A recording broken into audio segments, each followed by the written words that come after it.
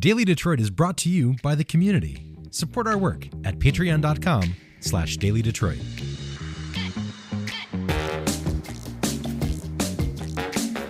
Hello, friends. Welcome to your Daily Detroit, sharing what to know and where to go in Southeast Michigan.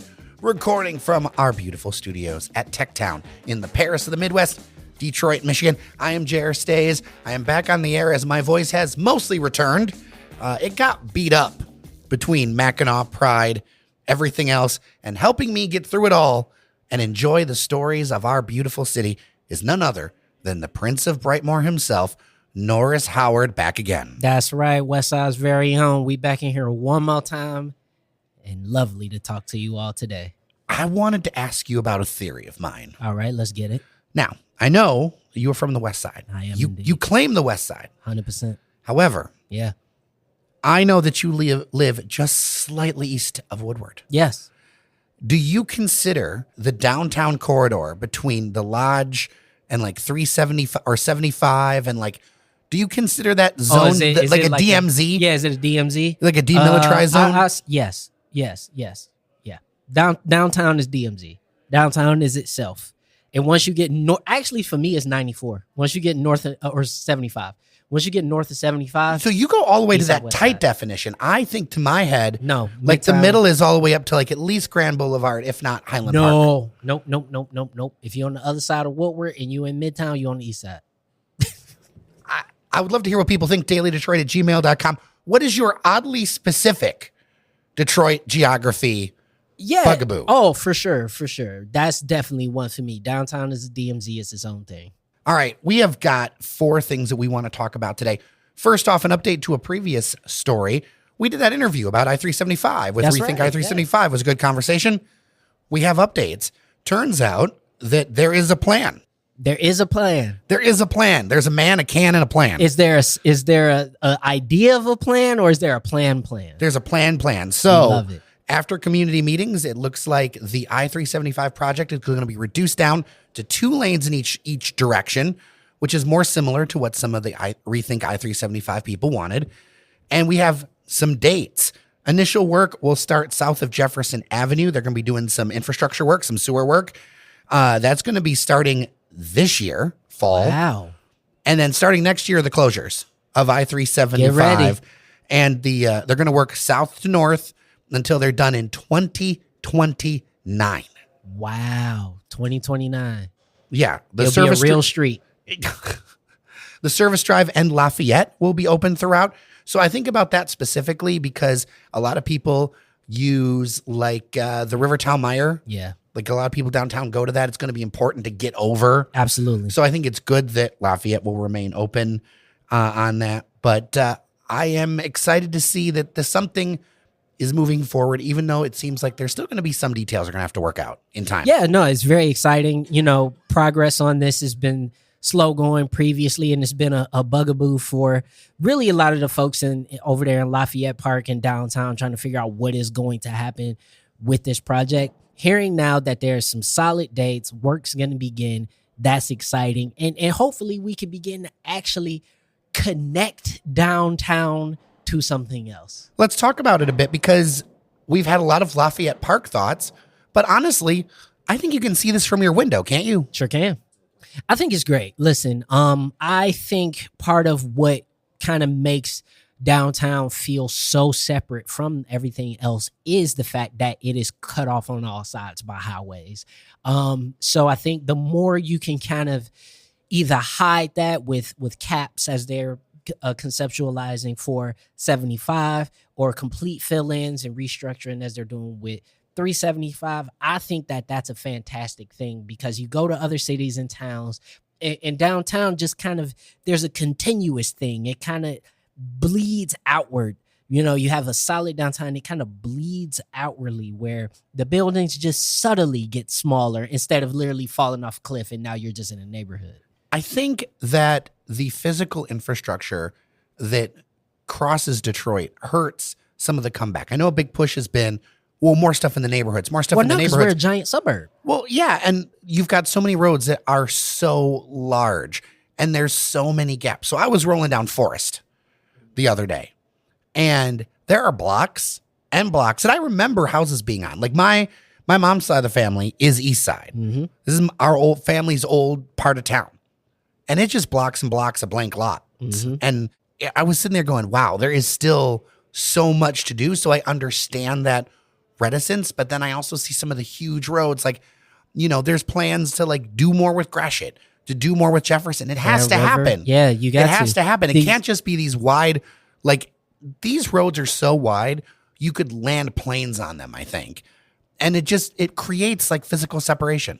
Yeah, absolutely. And so I think it's important for us to begin to rectify that as y'all hear me talk about it all the time about rezoning and all that stuff. It's vital. It's critical because right now, you don't have the ability on a lot of the mile roads to like build apartment buildings. Like think about it. If you were to go to the west side and go to, let's say 7 Mile and Southfield or 7 Mile and Grand River, there are no apartment buildings built on the mile road. None. It's all storefront.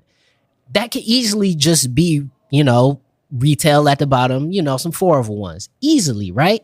But we got to rethink how we build in the city of Detroit. And that will begin to revitalize some of the neighborhoods, but we just haven't had the will and the money to do it.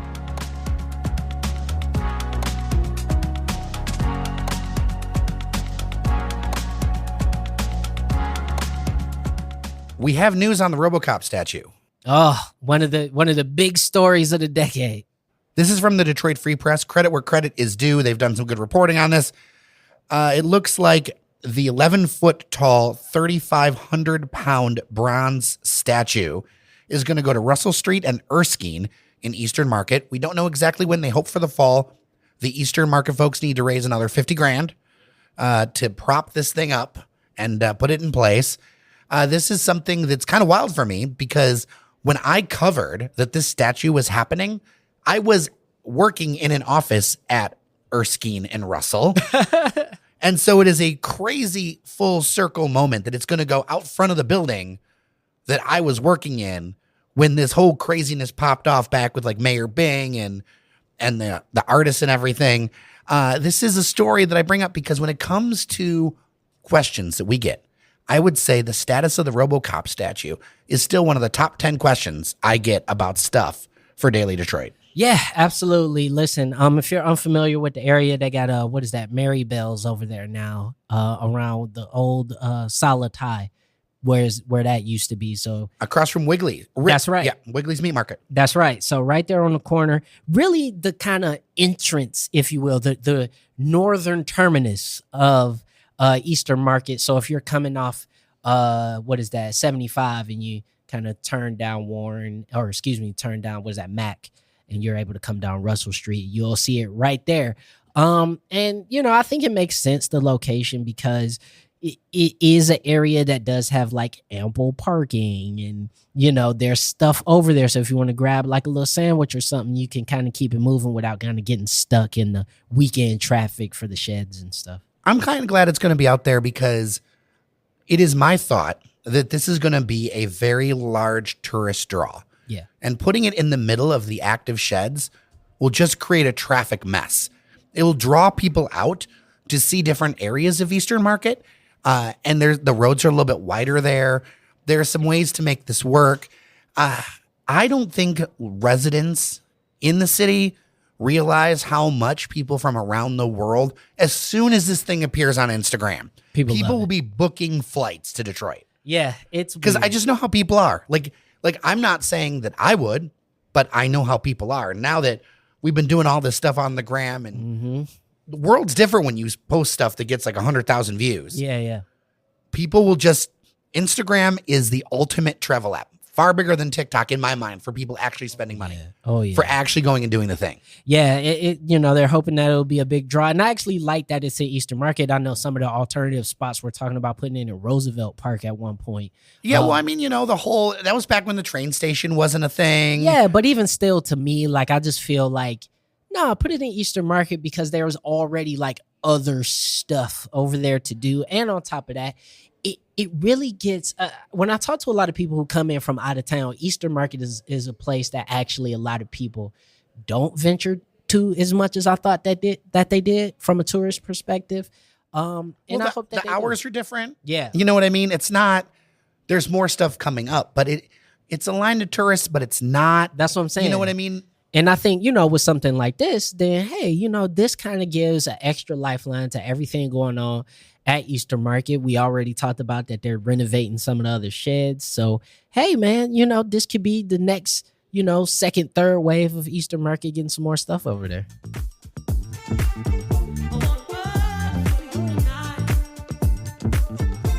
Norris, there is a piece in Jalopnik that you wanted to talk about.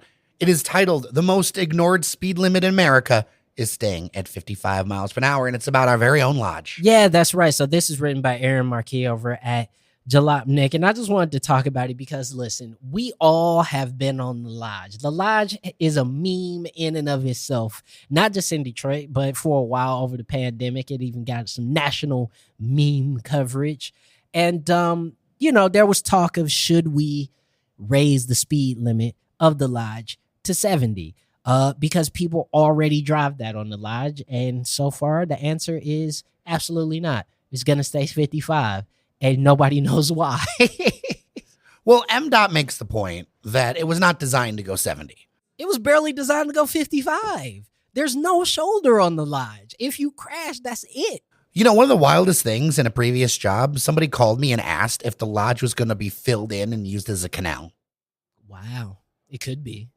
It's and like a post-apocalyptic sort of point of view, it actually would function quite well as a canal. Maybe like an Afrofuturist canal. Yeah, and we use it from Southfield to Detroit. Yeah, we use it for boats. Yeah. Oh, that would be some cool That boats. actually would be really cool, actually. Maybe we've just come up with a whole alternative way to use the lodge. But I just wanted to reach out to the listeners and say, should the lodge actually have its speed limit raised? Or is it one of those things that it kind of just doesn't matter? People are going to drive 90 regardless. The lodge is one of two freeways that I despise. What's the other one? Southfield. South is terrible. That not only is it terrible, but this actually, I'll put it this way. If you want to see just how like a freeway slices through a neighborhood and immediately cuts it off from the other side of it, drive on the Southfield. And it's weird because you got the up and the down. Yeah. You're doing like this wild hill thing because it's so clear. They were just like, just roll a bulldozer through this. Just bulldozer houses, whatever. Like, clearly. And then we're going to drive right next to the houses. We're not even going to try to put up sound barriers. No, not at all. We're just going to fly by homes at like 80 miles an hour. Absolutely. There was a quote in that article. What was it? 85% MDOT was saying obeyed the speed limit on the lodge. Michigan State Police said that 85% of all Michigan drivers obey speed limits and drive near or at the speed limit. And I am here to tell you that is a lie from the pit of hell. Okay? That is a lie, Michigan State Police. I drive like a grandma. I drive like a bus driver. Yeah. 5 miles an hour over. And you know what? I am always passed. I am always left in the dust. And that is just the reality. 70 is bare minimum. Like 85 is rush hour. Like, for real. Like, because, bro, you get into the middle lane. If you driving 60, bro, you're in danger. You're in danger. Okay? I've literally been pulled over by Detroit police driving 60 because my car was a little older at the time. And they literally were like, bro, get off the freeway. You get off. Because it's 5:30 and you're going to get hurt. Did they say off the lodge with it? No. I was on 96.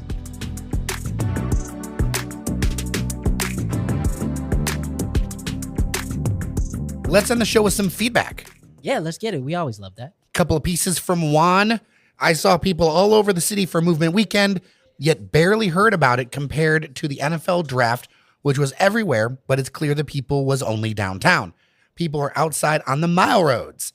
And then from B, and I've shortened these up a bit. Mm-hmm. From B, my running theory is that DEMF or movement and Memorial Day weekend brought more foot traffic to non-downtown establishments and venues than the draft did. Not to compete or trying to be negative about the draft. It's something I hope we can replicate more of to have population concentration, not just downtown, but all neighborhoods. Biking, driving through movement weekend versus draft is night and day.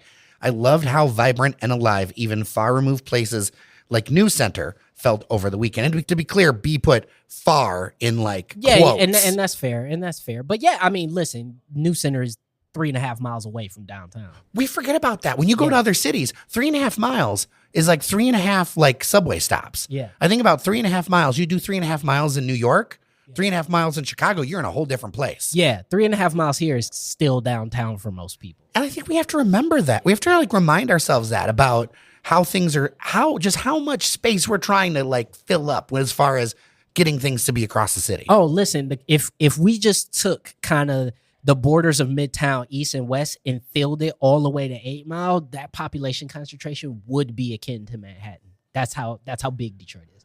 But I think to the larger point, we should pull this apart a little bit. The difference between the draft and movement, and this will be some of our own suppositions, but I think this is interesting to talk about. Yeah, I think the thing with movement, and part of why it's my favorite festival in Detroit, is because I think the people who come to movement, first of all, you're talking about a vastly larger international crowd. You got more people coming in from Germany and France and so many other countries to come and visit movement. And I think that group, along with people who are just into that style of music, are far more comfortable with, as we used to say, back in the day, alternative lifestyles. But, going to places like Russell Industrial or going to, TV Lounge, or going to places that were off the beaten path. Spotlight, places that are off the beaten path, because that's kind of where you had to go to listen to this kind of music in the first place. So this is not intimidating for any of these people. I also think there is an element of the people are coming down for the draft. This is their first time or second or third time to Detroit. People who come to movement, a lot of people come multiple times. Oh, yeah. Even if they're not getting tickets, they're coming to experience the weekend. That gives you more opportunities to spread your wings a bit and be like, well, I did this year. Next time I go, I'm going to go do this thing. As opposed to a group of, I don't say this in a judgment way, but noobs. Yeah, noobs, normies. Like, it's, and I don't say that as a pejorative, but we're just talking about standard middle American football loving, beer drinking folks. And there's nothing wrong with that. Absolutely not at all. And I think that was part of the level of sort of, I guess, shock and surprise to a lot of these people, because you got to remember, for the better part of 40 years, this is the cohort of people that were fed the same narrative about the doom and gloom and lawlessness of Detroit. And then they come down and they have this wonderful experience. Something that hit me, I'm doing occasional segments for WJR on where to go around town. And I got a bunch of feedback from people about talking about going down the DeQuinder cut. Mm-hmm. And I realized even people who lived in the city, people have not like taken their bike or walked down the DeQuinder cut from, say, Warren or Mac down to the riverfront. To me, that is part and parcel of the Detroit experience. That and some other incidents for me have really make me realize there is so much more to like share about the city that I take for granted. Yeah. That we need to have these basic connections so people understand just how much is here already. Like, I hear so much about what people say we think we need or missing. I think there's a lot that people don't realize we have. I agree. And I think also if you stretch that out into some of the neighborhoods, into some of the areas that are a little bit more far flung, there's even more. Right. So, we do need to improve. There are things that we need to add, but there's still so much here. And to your original point, the size of Detroit just makes so much of this stuff really difficult to know about. If you grew up where I grew up, there was almost no reason for you to ever come downtown, ever.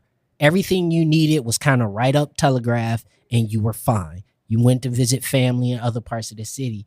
So not only do I think we all collectively can do a better job at sharing stories about the city, I think it's dope that when other people come here from out of town, that they do feel empowered and safe enough to be able to explore other parts of the city, because ultimately that's how we get more people to come and stay. Well, and it makes me think about redoubling our efforts here at Daily Detroit, right? So support us, patreon.com/Daily Detroit.